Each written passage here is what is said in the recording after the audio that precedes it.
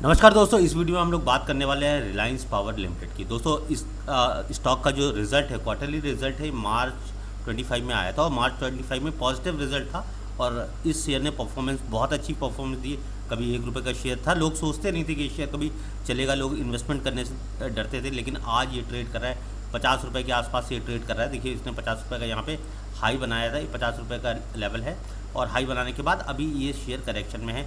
तो इस वीडियो के अंदर हम लोग जानने वाले हैं कि इस शेयर में दोबारा से कब तेज़ी बनेगी, मीन जब तेज़ी बनेगी तब हम किस लेवल पे इसको बाय कर सकते हैं। तो अभी फ़िलहाल इस शेयर के हम लोग कुछ फंडामेंटल देखेंगे और जानेंगे कि इस शेयर में वो कौन से मौके होंगे जब हम दोबारा मिल सकता है हमें ये शेयर और हम लोग इस शेयर में दोबारा से री एंट्री बना सकते हैं।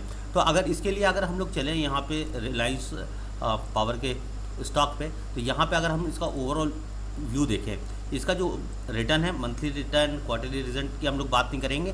5 साल में इसने 5 साल में इसने बहुत अच्छा रिजल्ट दिया। अगर 5 साल की यहाँ बात करें तो यहाँ पे 2423% के आसपास का रिजल्ट दिया हुआ है। ये आप देख सकते हैं, 2423% का रिजल्ट दिया हुआ है इसने 5 साल के अंदर। तो किसी स्टॉक में अब 5 साल के अंदर 2432% की जो तेज़ी दिखाई दी है। तो आज जल्दी इस तरह के पेनी स्टॉक्स में कोई इन्वेस्टमेंट नहीं करता है। कोई बड़ा इन्वेस्टर इस शेयर के अंदर जब एंट्री करता है तो फिर इस शेयर में इस तरह की बूम आती। लेकिन जब बड़ा इन्वेस्टर एंट्री करता है तब हमें पता ही नहीं होता है कि कब इन्वेस्टर एंट्री कर रहा है और कब इन्वेस्टर एंट्री नहीं कर रहा है। तो इसलिए अगर आप इस चैनल पे पहली बार आए, इस चैनल को सब्सक्राइब कर लीजिए और वीडियो पसंद आता है तो लाइक, कमेंट और शेयर जरूर करते रहिएगा, क्योंकि अगर आपको पता करना है कि कोई भी शेयर कब निकलेगा तो उससे पहले हमें मार्केट में आपको अपडेट रहने की ज़रूरत है। अगर आप अपडेट रहना चाहते हैं तो चैनल को प्लीज़ से सब्सक्राइब कर लीजिएगा। सब्सक्राइब करने के बाद ही आपको पता चल पाएगा कि कहाँ पे हम एंट्री बना सकते हैं, क्योंकि मार्केट वॉच करना बहुत इंपॉर्टेंट है, मार्केट में बने रहना बहुत इंपॉर्टेंट है। और मार्केट में किसी भी शेयर के छोटी से छोटी चार्ट, छोटे से छोटे उसकी एक्टिविटी हो रही है, उसकी न्यूज़ पे क्या इफेक्ट आ रहा है, कौन सी न्यूज़ आ रही है, उस न्यूज़ का उस चार्ट पे क्या इफेक्ट आ रहा है, इन्वेस्टर्स कहाँ की तरह उनका झुकाव है, तो वो सारी चीज़ें पता चलती रहती हैं। तो आप उस सारी चीज़ों से अपडेट रहते हैं। तो यहाँ पे अगर हम लोग बात कर लेते हैं यहाँ पे इसके रेवेन्यू की, तो रिलायंस पावर का जो रेवेन्यू है अभी उसमें कुछ खास डेटा नहीं दिखाई दे रहा है, लेकिन फाइनेंशियल, क्वार्टरली फाइनेंशियल में यहाँ पे आप देख सकते हैं, यहाँ पे एक पॉजिटिव साइन है। 126 करोड़ के आसपास का इसने प्रॉफिट जनरेट किया है, जबकि 1978 करोड़ के आसपास का इसने बिजनेस जनरेट किया है। ये रेवेन्यू है, ये प्रॉफिट इसने जनरेट किया है। अब आप यहाँ देख सकते हैं दिसंबर 2024 के आसपास प्रॉफिटेबल थी और यहाँ पे रेवेन्यू भी इसने किया था। और इसके पहले आप यहाँ देख सकते हैं ये घाटे में थी कंपनी, मीन मार्च 2024 के आसपास। तो अभी हम लोग मार्च 2024 के आसपास चार्ट भी देखेंगे कि चार्ट किस तरह से यहाँ पे शो कर रहा था। और यहाँ पे 398, लगभग 400 करोड़ के आसपास की इसने जो है घाटे में थी और धीरे धीरे कंपनी का जो चार्ट है इस तरह से बढ़ता चला गया और कंपनी आज की डेट में 44 रुपीज़ के आसपास जो है ट्रेड कर रही है। तो ये सारी चीज़ें हमें फंडामेंटल पे दिखाई दे रही हैं।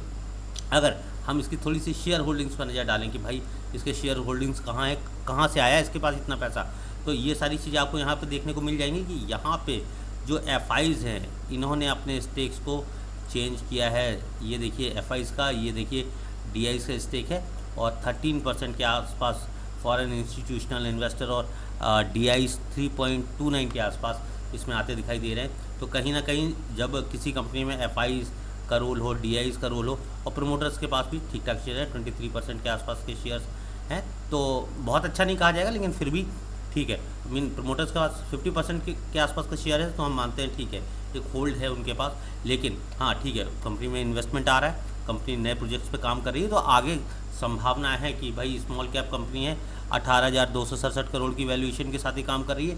तो ये सारी चीज़ें हमें देखने को मिल रही हैं इस कंपनी के अंदर और कंपनी का चार्ट बेहतरीन नज़र आ रहा है। लेकिन अब इम्पॉर्टेंट लेवल्स हम लोग जानने की कोशिश करेंगे और मार्च 2024 के आसपास जब ये इन्वेस्टमेंट आई थी तब उस तरह से चार्ट में किस तरह का बूम आता हुआ दिखाई था, वो सारी चीज़ें हम लोग चार्ट पे देखने वाले हैं। तो यहाँ पे हम लोग थोड़ा सा इस रिलायंस के चार्ट को यहाँ पे ओपन करेंगे और उस चार्ट को थोड़ा सा हम लोग बड़ा करके देखते हैं कि हमें किस तरह का यहाँ पे दिख रहा है, रिलायंस में कौन से मौके बनेंगे और पहले किस तरह के मौके बहुत लोगों ने छोड़े होंगे। तो हम लोग एक लॉन्ग टर्म चार्ट की बात कर लेते हैं।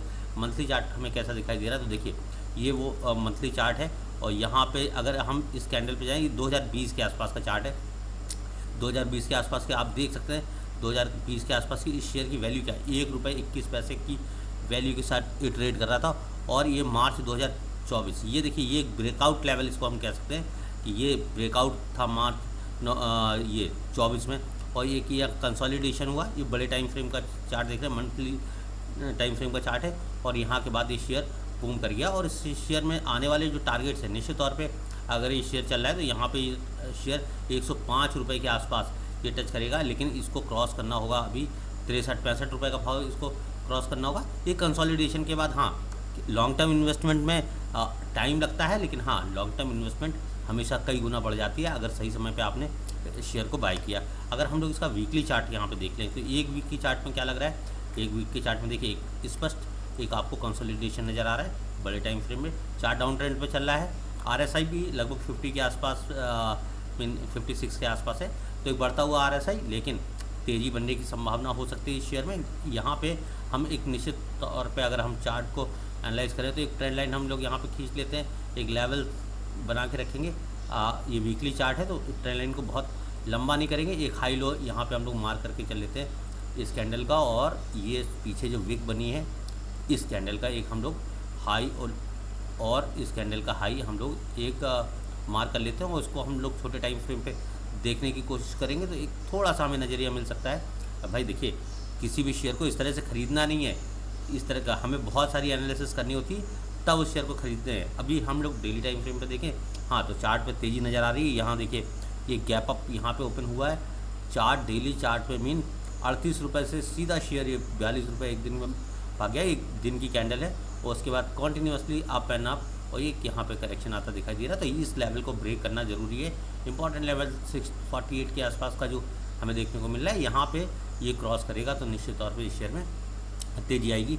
अभी हम लोग छोटे टाइम फ्रेम पे जाएँ, 1 घंटे के टाइम फ्रेम पे जाएँ, तो हमें कहीं ना कहीं शेयर एक अप ट्रेंड नज़र आ रहा है। इस शेयर में कॉन्टीन्यूसली RSI 60 के ऊपर है और सारी चीज़ें हैं, और बड़े एक करेक्शन के बाद मीन शेयर 50 रुपीज़ के एक लेवल को 46 के लेवल को टच करके मीन 38 के आसपास इस शेयर में गिरावट देखने को मिली, और वापस से 44 पे गया। तो ये सारी चीज़ें हैं बड़े मौके, लेकिन ये जो गैप है ये फिल हो सकता है। मीन एक मौका मिलना चाहिए शेयर को फिल होने का। ये गैप हम लोग फिल होने देंगे और कॉन्टीन्यूसली इस शेयर पे नज़र रखेंगे। सही मौके आएंगे, सही मौके की तलाश में रहेंगे, और जब भी सही मौके आएंगे तो इस शेयर में एंट्री हम लोग ज़रूर बना सकते हैं। इस तरह की स्मॉल कैप कंपनी हमें बड़े प्रॉफिट दे के जाती हैं, लेकिन कभी भी आप इन्वेस्टमेंट करें तो बड़ा सोच समझ के करें, क्योंकि भाई स्टॉक मार्केट हमेशा रिस्की हो।